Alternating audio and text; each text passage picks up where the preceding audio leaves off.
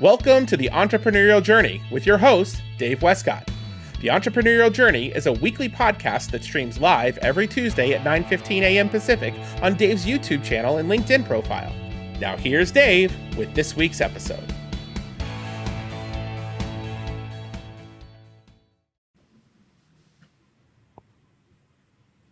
Good morning. I'm Dave Westcott, CEO of Evergreen Brands, and I have with me this morning special guest Dan Eernissee. Good morning, Dan. Good morning, Dave, and you brilliantly pronounced my name. Nice work. Thank you. I actually practiced in the mirror before I got ready today. So, well, people see a name with two E's at the beginning and two at the end, and they get pretty intimidated, but it's really not that bad. I want you to know that I felt that intimidation, and which is why I asked, how do I pronounce your last name exactly? Because there's nothing worse than getting on a show and have somebody, misspell or missay your name. So thank you for being so gracious with me on that. I'm so glad to have you on the show. This is a great show. Entrepreneurial Journey focused on, what business owners, key executives can do to help grow their business, deal with tough times, deal with marketing issues, deal with, performance issues, so on and so forth. And you hold a very interesting role, Director of Economic Development for the City of Everett. It sounds like a very powerful role. Can you tell me a little bit about it? Well, I describe it in lots of different ways, but we have a strong mayor in Everett, Cassie Franklin, and I basically was hired by her and I worked for her. And if there was a president and they had a cabinet, I would represent the business community. Oh, wow. That's a great way to explain it. Yeah, I'm the liaison to the business community, and I'm here to really work on long range economic health and sustainability of the city of Everett. Wow, that's pretty cool. So in the city of Everett is located in Washington State. Do you know about where Everett fits in size compared to like Seattle, Bellevue? Right. Yeah. I think we're 16th in population, and okay. But that's honestly, it's a bit of a. I've had worked for two different cities. I worked for the city of Shoreline, which borders Seattle on the north side, and is a true bedroom community without a whole lot of industry or anything. As far as that goes, mostly just retail services. But it was 55,000, and Everett's 114,000, so almost exactly twice as large population-wise. And I was thinking when I was in Shoreline, well, that must mean twice as many employees, or roughly, but we had about 200 employees in Shoreline when you count the police department as well as all admin. But there's closer to 1,200 in Everett. And the reason that it's a much bigger organization because Everett is the county seat of Snohomish County, and we have internally in the city the water district and the sewer district and the library system and a transit system, and our police and fire are all city employees. So that's why it's really like in Snohomish County, which is the county north of King County with Seattle and Bellevue. In Snohomish County, it's really the urban center and really a significant presence. And most importantly, in the business world, we have almost as many jobs as we have people. 30,000 people work at the Boeing Everett plant, which is the largest manufacturing building in the world. What's the stat? About 1 out of 2 Boeing employees wake up in the state of Washington and go to work, and half of those go to work in Everett. So we have about 55% of the Boeing workforce internationally. I was just going to ask you about that. I'm glad that you brought that up. So Boeing is located in Everett. That's a great piece of just real estate business to have there. That's pretty cool. As far as just what does that mean for the city having a player like Boeing in there? We've also got a minor league baseball team in the Aqua Sox. We've got a junior A hockey team. We've got the Angel of the Winds Arena. So Everett isn't just a small sleepy town. It's got some it's got some power to it. Yeah, I mean, you are absolutely right. I mean, there's three basically big port cities in the Puget Sound region, which is the 10th largest metroplex in the country, and it's Tacoma, Seattle, and Everett. And so we're the north end. I like to say, the affordable north end of the Seattle metroplex. And I think the thing, you asked specifically about Boeing, the thing that Boeing basically set up shop in Everett a little over 50 years ago to build the 747, which is, for people that aren't into it, there's two kinds of commercial airplanes. There's ones with a single aisle and there's ones with double aisles. And we have basically built almost all of the double aisle planes that Boeing has ever produced and all of the 747s.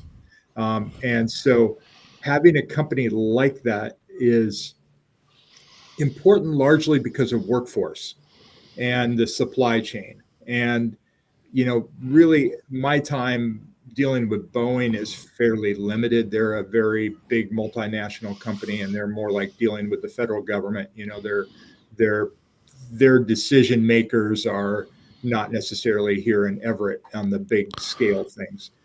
But the companies that supply Everett and the workforce that is so skilled in robotics and advanced manufacturing and exotic materials and metals and carbon fiber and those kind of things, those kind of companies are, many of them are entrepreneurs, many of them are small to mid-size businesses, and those are the ones more that we deal with. There's in Snohomish County, there's roughly about 200 companies that are all in the solar system around Boeing. Well, that's very good information. And you mentioned the seaport, which I thought was very interesting. From what I understand, Everett is the #1 recreational seaport in Washington. Is that correct? Yeah, I mean, I'm sure there are people that will dispute some of the things, but the Port of Everett itself is doing an amazing job of basically high volume, high dollar value in their port operations. And that's the commercial, the commercial side, the containers going in and out, and they're specialized in, odd size things like blades for wind turbines and fuselages for airplanes. But then they've separated into, also they run the largest public marina on the West Coast. And around that, they're building a whole kind of world of wine tasting and brew pubs and restaurants and a hotel and residential apartments and office buildings and everything. So this is all coming together, and it's been a vision they've had for years. I was in the commercial real estate business years ago, and they had kind of an idea of a lot of retail, like a, kind of a Target center like that. And that didn't really ever fly, but they pivoted, and they're really nailing it right now. And it's just getting better and better every time. If you haven't gone to downtown Everett, you're missing out. If you haven't been to the Port of Everett, you're really missing out. They're really an amazing collection of assets that you can experience. Yeah, that's awesome. And I read in the Puget Sound Business Journal they're investing something like $1 billion into that waterfront marina area. So that's a really exciting thing for the city. Now, most, our listeners, our audience is, really filled with a lot of entrepreneurs, people growing their business, building their business. And we've talked a lot about the city of Everett, but I think we've done a good job here of setting the table for, what happens in cities. You mentioned that you worked with the city of Shoreline, but most cities have a planning and development program. They're looking to grow. They're looking to scale. They're looking to take care of, the residents and businesses within their city. And so, with that being said, there's a lot of opportunity for growth. There's a lot of construction projects, landscape jobs, window washing. There's a million little things that you can get your hands into as a business owner, as a company looking to provide services to a city. And it doesn't have to be just the city of Everett. Like, in Massachusetts or, in Florida, they have committees and city folks doing the exact same thing that you're doing here today. Can you talk a little bit about that opportunity and really how that could help a business owner take their business to the next level by being invested in what's going on in the city? Yeah. Well, I will answer it two different ways. One is, it's a skill set working with a governmental agency, whether it's the federal government or the state government or a local municipality like a county or a city. It's a quantifiable skill. It's finite. You can learn it. You can take classes. But it's not for the faint-hearted. You need to, if you want to have a contract with the city or with the federal government, you need to have certain checks and balances in place, because they're going to be very concerned with how the public's money is spent. And they will require a high degree of scrutiny on how you're doing your business. And they may require you to hire people at a wage that you're not used to paying. And they might have a lot more checks and balances than you're used to showing. So understand that before you think, I'm going to get a contract to, build a bridge, or I'm going to get a contract with the city to provide this and that. That's a good, smart thing to get in. And we really, we recognize this, and there are quite a few programs to at least explore what that means to get a government contract. But once you've learned that skill, and once you have the framework in place in your business, the contracts are very attractive, and there's lots of different things. Now, having said that, I think the other question you were asking is, the city kind of knows where growth is going, for right, lack of a better way to say it, and they keep their ear to the ground. And we don't get as proprietary. If you come to me and say, where am I going to get a great deal on a piece of multifamily property, maybe you're better off talking to a broker about that, who is out there in the market. But if you were to ask me, what are the areas that I should be investing in, I can definitely say, this is where I see population going. This is where, the Port of Everett is one of those things that I would point to, and Riverfront and some of the areas around the Everett Mall are just really hot right now. And those are areas that'd be easy. But, that's being in the hot area isn't necessarily the best place to be for an entrepreneur. That you don't want to necessarily pay top dollar for your space if it doesn't come with any benefits that really make you successful. So anyway, I think that's what you know.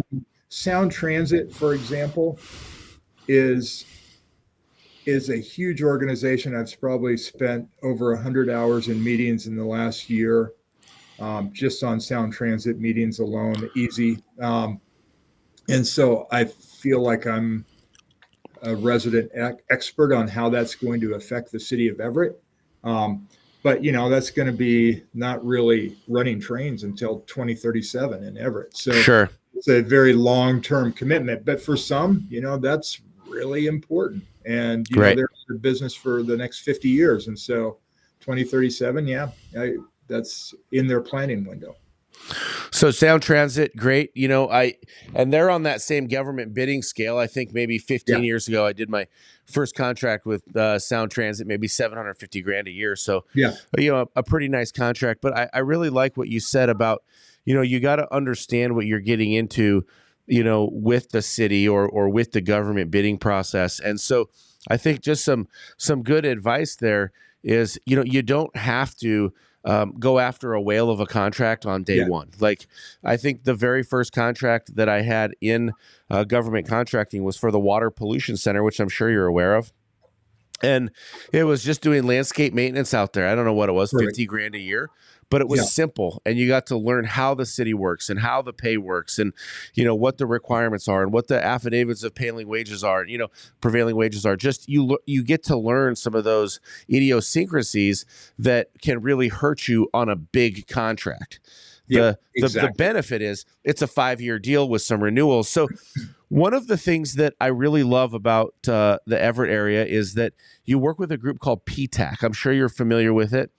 And they really help business owners, put things in place to get them in front of the government agencies, help them, figure out how to submit a proposal or, how to get affidavit of wages paid. Can you talk a little bit about how those city resources can help somebody walk into city work and get some of that knowledge, that experience before they dive into the deep end?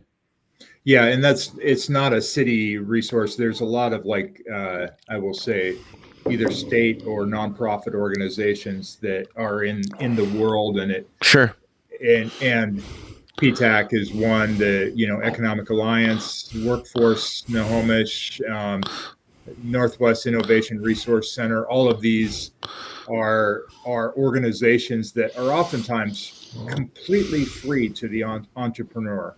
They're paid for by federal or state tax dollars.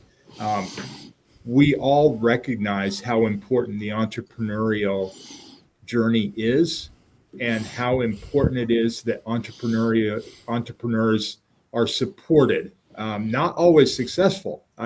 Frankly, one of the best things you can do as an entrepreneur is fail and learn from your mistakes and get up, and go forward. I did a study of our business license list in Shoreline, and it was non-scientific. So you can quote me, but just realize that you're quoting somebody who might be an idiot. But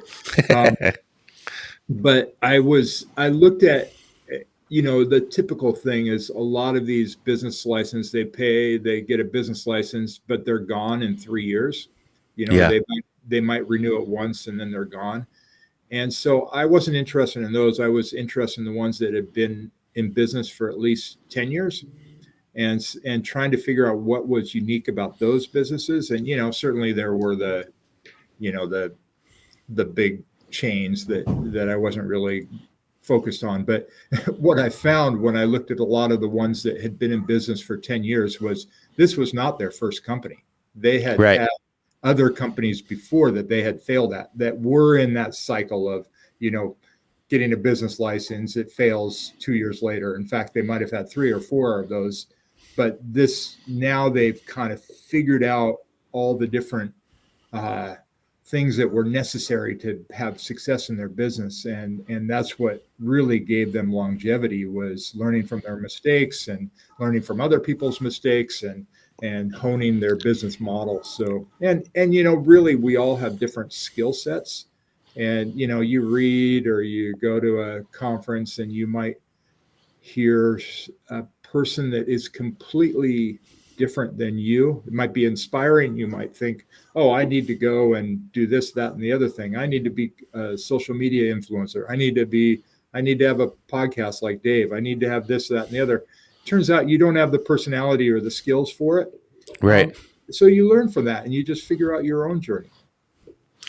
Yeah, that's some good wisdom right there. I mean, that is really important. And the truth of the matter is that, not quitting just because you fail or you don't make it the first time around, doesn't mean the show is over. In 2008, when the economy crashed, I had to reformation bankruptcy, right? It was tough. So many assets, so many trucks, so many pieces of equipment. So you're right that along that journey, there's going to be multiple events, multiple cycles that are really tough to get through. And you have to learn and you have to grow and you have to continue to level up. What would you say is the number one thing, or the number, whatever, what do you think business owners go through that's just really tough? What do you see them really, really struggle with? If there's one thing that they can do better or that they can level up on, what would that be?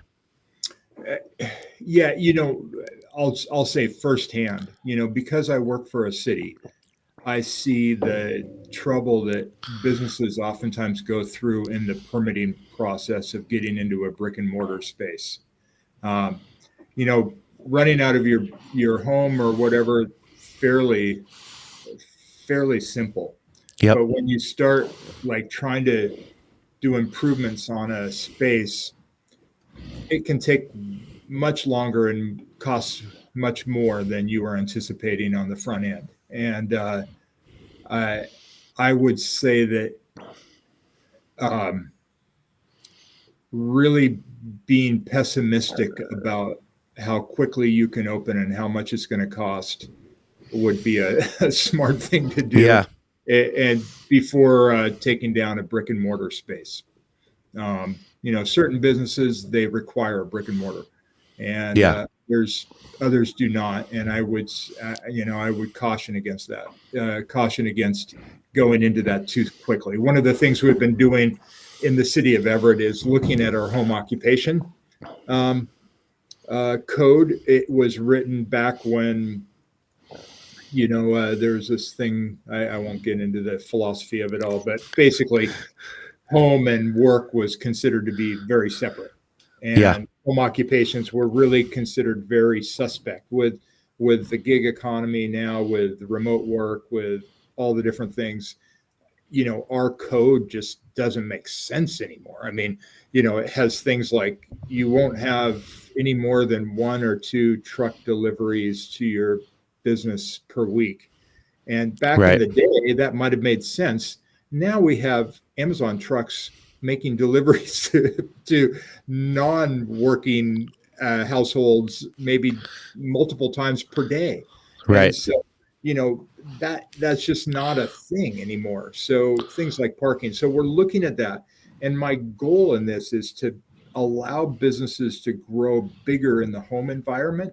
And so they might have 1 or 2 employees in the home environment before they make the jump into the commercial space. My goal would, generally is when you grow, you get into a commercial space that is big enough to handle you and is zoned appropriately and has all the infrastructure you need.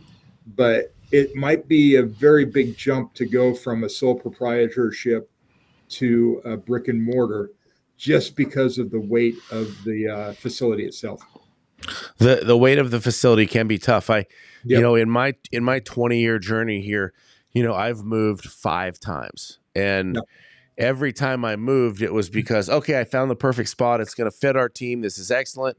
We've got a little bit of room to grow. And then as your business grows, okay, this doesn't work anymore. Yep. Okay, this doesn't work anymore.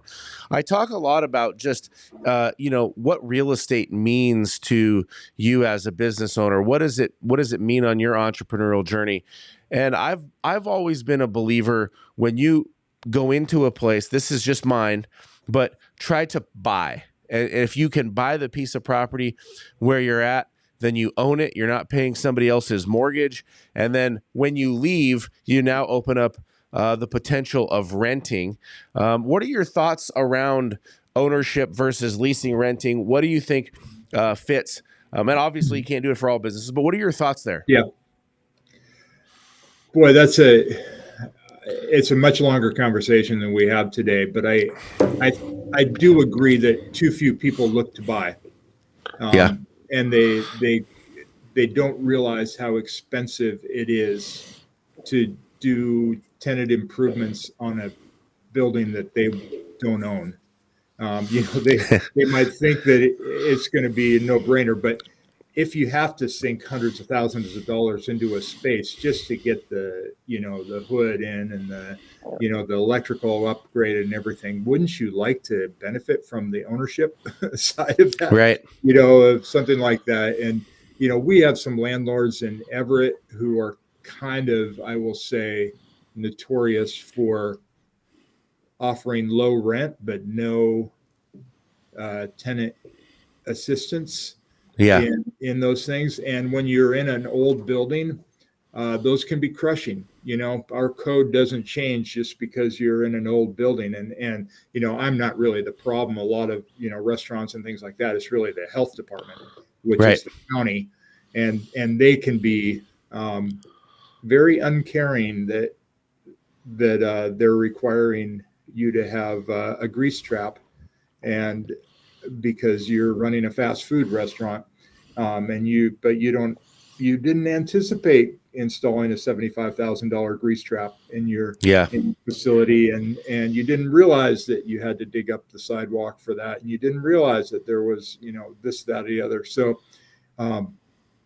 yeah, by owning and really approaching it that way, I think, especially in a city like Everett, where I really see it's been an undervalued asset in the Puget Sound region. And so once, I oftentimes say, yeah, my goal when I retire, if everyone recognized that Everett is the big thing, going, is the next big thing, and oh my gosh, look at what's going on. I think a lot of people say, oh, Everett has a lot of good things. It sure seems like it could really do well. Yeah. And so there's this recognition, but there's not a recognition that Everett is the next big thing.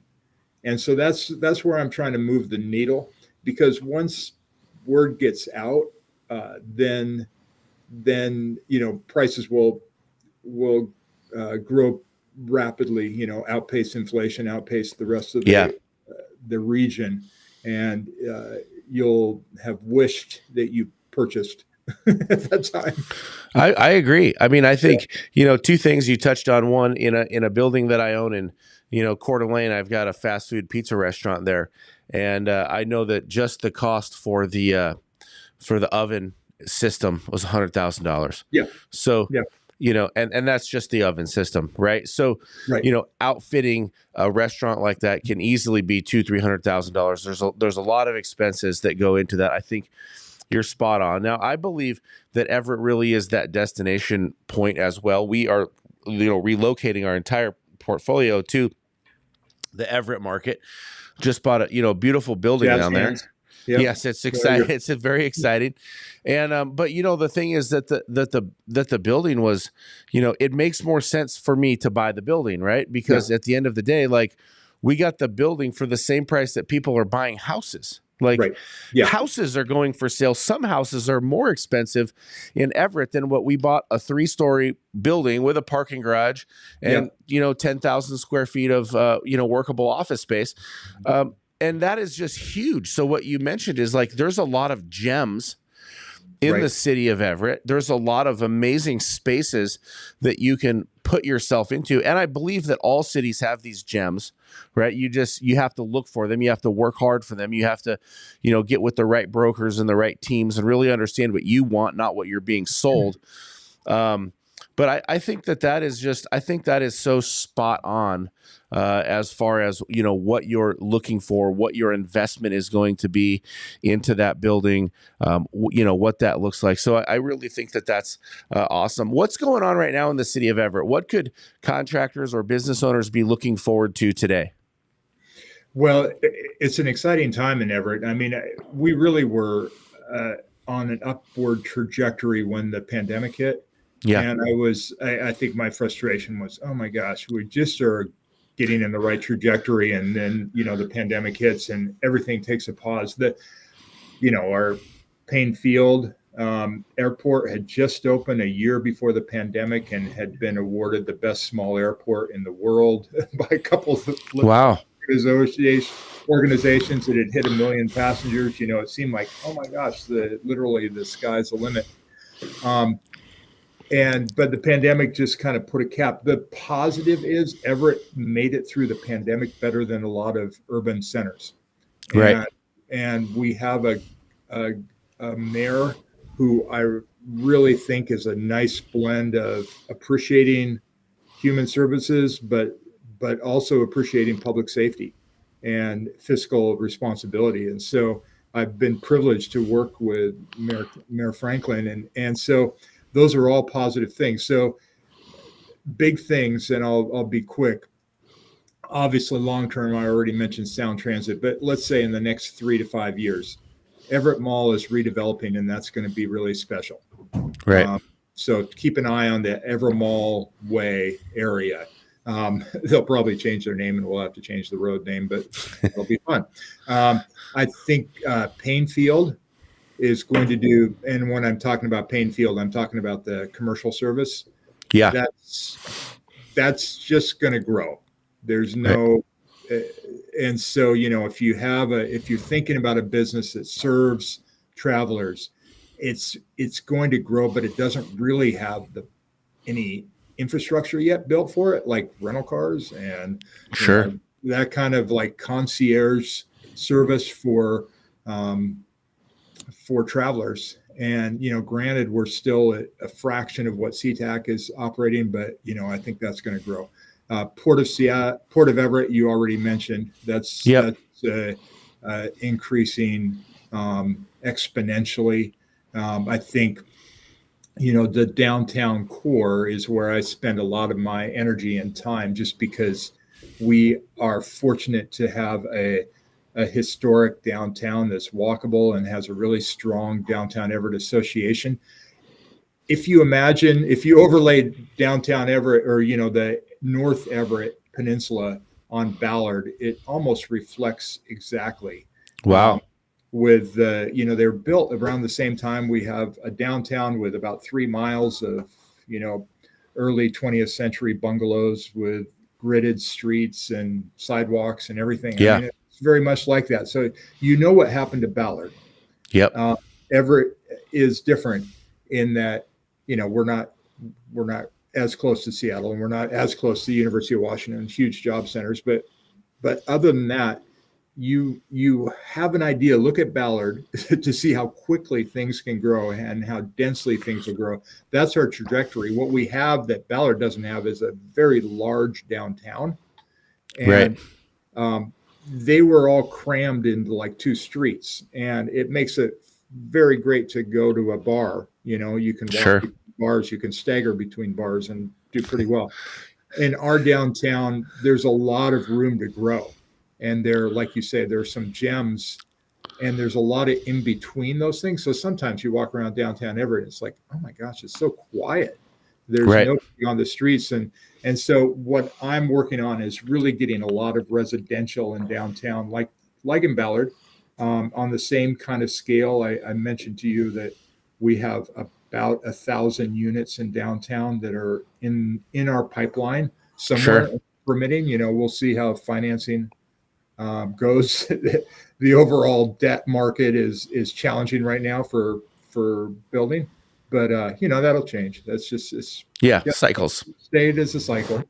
So we've got light rail coming, and people love that. We've got jobs. People love that. When I say people, investors, people who have millions of dollars to invest in multifamily, our rents are getting up. So they're supporting 5 stories of stick construction over 2 stories of wood, of concrete. And so that's what's being built. Now, final thing for your real estate folks, we're really leaning into the middle housing, small lot development, ADUs, putting more units on single family, what's been traditionally single family lots, or low density lots. And I've been working with the Master Builders Association a lot, and that's a big deal. That'll keep a lot of pickup truck builders busy. The MBA is awesome. I was a member for a long time. Very, very great. Just one final question before we wrap up here. It seems to me, and you mentioned the mayor, which I think is fantastic. But the county seat of Snohomish County is located right in downtown Everett. With that comes jail. With that comes, some of those, less desirables. It seems to me that over the last 5-10 years that the city of Everett has put a huge effort into cleaning up the city, making it feel safe when you walk down the streets, inviting, nice corner front restaurants, really a place where people can hang out and they feel nice. And that's a big deal, I think, right? Because just really feeling comfortable, family friendly.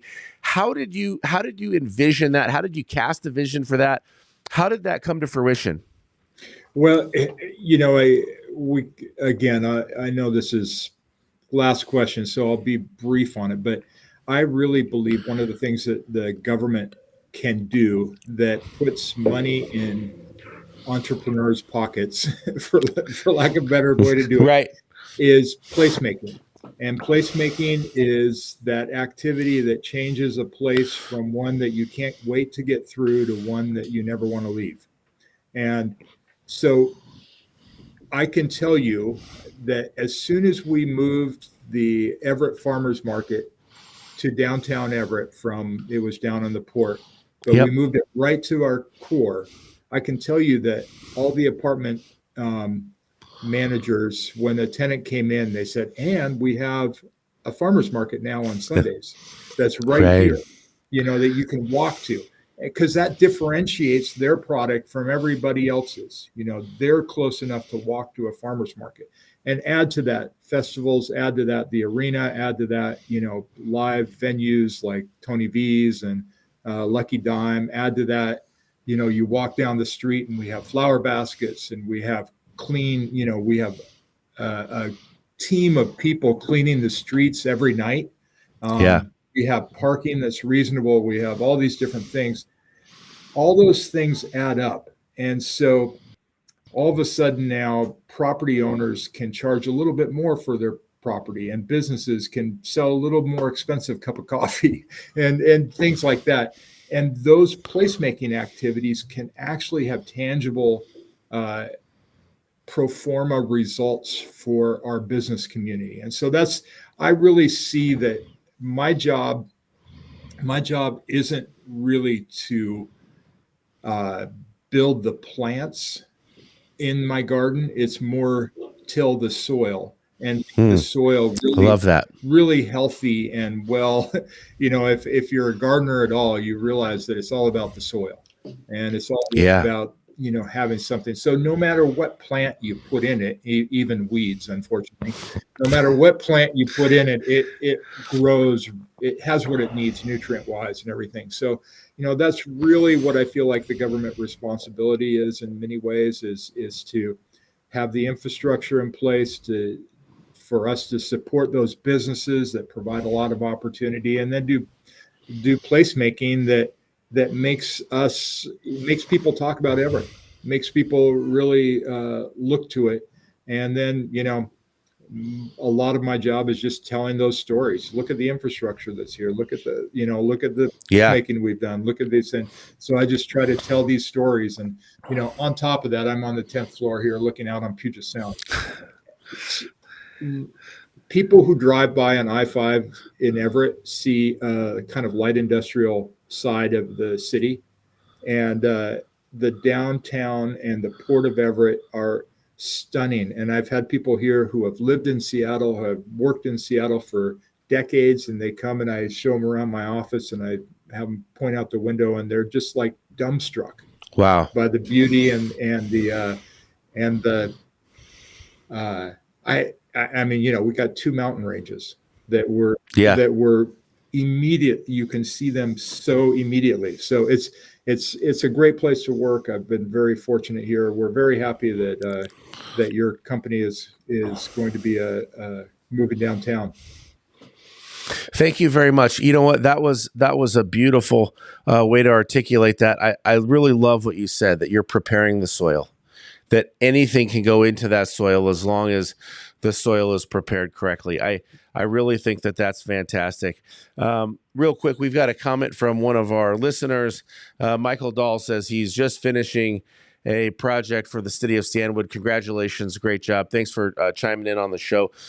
Really appreciate that. Dan, any final thoughts or comments before we move this thing in for a landing? Well, I think, since this is about entrepreneurial journey,